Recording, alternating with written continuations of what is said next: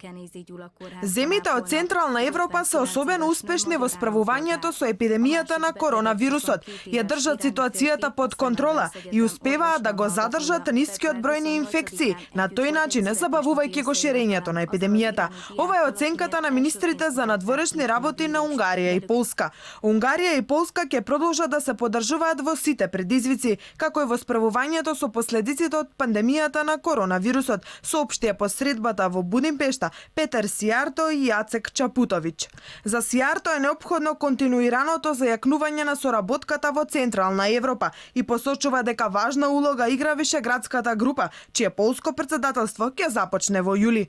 Полска ќе го преземе претседателството во критично време кога ќе се појави нов светски поредок во екот на пандемијата, покренувајќи многу прашања што ќе ја предизвикаат Европа. За двајцата министри изградбата на инфраструктурата Север-Југ во Централна Европа ќе биде важна задача во следниот период. Сијарто, меѓу другото, напомена дека Полска е четврти најважен трговски партнер на Унгарија, а вредноста на билатералната трговија е повеќе од 10 милиарди евра. Согласно с договорот на Унгарија со Чешка и Словачка, од вечерва на полноќ се отвараат границите меѓу трите земји, без обврска за карантин, доколку време траењето на престојот не надминува 48 часа.